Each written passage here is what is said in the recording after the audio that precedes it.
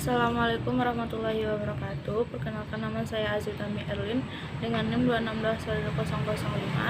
Baiklah, di sini saya akan menjelaskan intisari dari materi yang telah saya pelajari. Pada bab pertama, akhlak yaitu suatu hal yang telah tertanam, entah itu bernilai baik maupun buruk, sekalipun karena akhlak timbul tanpa perlu dipikirkan dan dipaksakan terlebih dahulu. Tasawuf ialah suatu cara dalam proses untuk mendekatkan diri kepada Allah dengan sebenar-benarnya dan sebaik-baiknya. Jadi, akhlak tasawuf salah satu disiplin ilmu yang terdapat dalam ajaran agama Islam yang mempelajari cara berperilaku yang baik dan mulia serta tekniknya sesuai aturan Islam, sehingga kita mendekatkan diri kepada Allah dengan sepenuhnya. Pada bab yang kedua, pembagian akhlak berdasarkan objek dapat dibedakan menjadi tiga. Yang pertama, akhlak terhadap khalik, yaitu seorang mukmin yang harus menerapkan akhlak yang baik, mulia, luhur, dan juga dapat diartikan sikap atau perbuatan yang semestinya dilakukan oleh manusia sebagai makhluk yang diciptakan Allah. Yang kedua, akhlak terhadap makhluk. Yang pertama, akhlak terhadap Rasulullah, yaitu dengan taat dan cinta kepada Rasulullah. Yang kedua, akhlak terhadap diri sendiri, yaitu berbuat baik terhadap dirinya sehingga menolak terjerumus ke dalam hal-hal yang dilarang oleh Allah. Yang ketiga, akhlak terhadap lingkungan. Kemudian akhlak terhadap keluarga, akhlak terhadap tetangga, dan akhlak terhadap masyarakat. Pada bab yang ketiga, pembagian akhlak berdasarkan kualitas akhlak. Yang pertama, akhlak mahmudah, yaitu perilaku manusia yang baik dan disenangi menurut individu maupun sosial serta sesuai dengan ajaran Allah. Akhlak mahmudah ada beberapa macam. Yang pertama, husnuzon, zikrullah, tawakal, dan yang terakhir sirku atau jujur. Yang kedua, akhlak mazmumah, yaitu akhlak yang tidak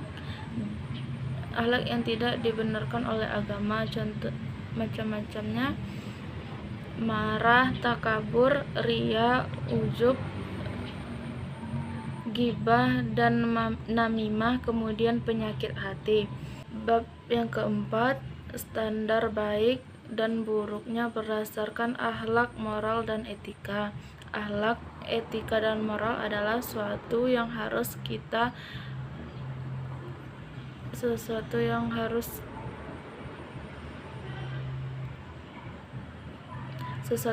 kita tanamkan dalam kehidupan kita di dunia ini. Baik buruknya itu tidak akan lepas dari kehidupan kita sehari-hari, kapanpun, dimanapun, dan waktu apapun. Kita seorang manusia harus memiliki sifat baik dan menjauhkan sifat yang buruk.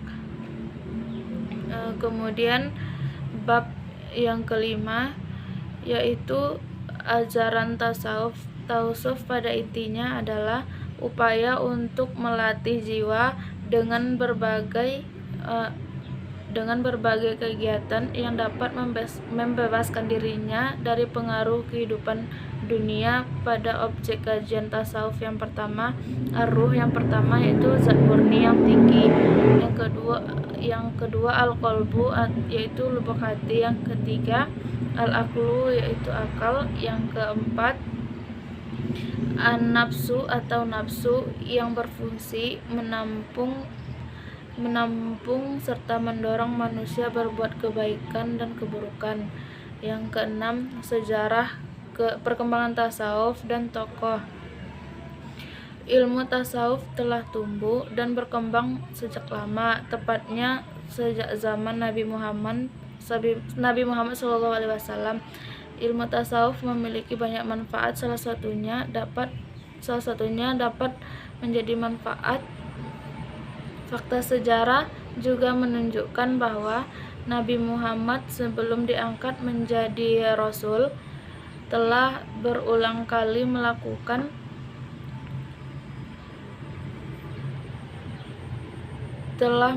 halwat di Gua Hira untuk mengasingkan diri dari masyarakat tersebut.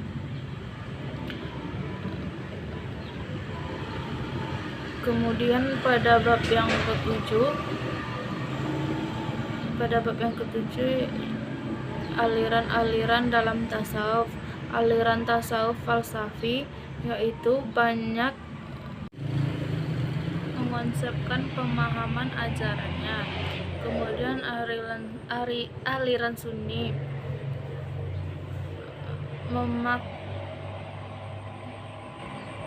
memagari dirinya dengan Al-Quran dan hadis. Kemudian yang ketiga, aliran ahlaki, ajaran ahlak yang berkonsentrasi pada teori pelaku, budi pekerti, perbaikan akhlak. Yang terakhir, tasawuf amali, yaitu ajaran yang lebih menekankan kepada amal-amal rohaniah. Sekian dari saya. Assalamualaikum warahmatullahi wabarakatuh.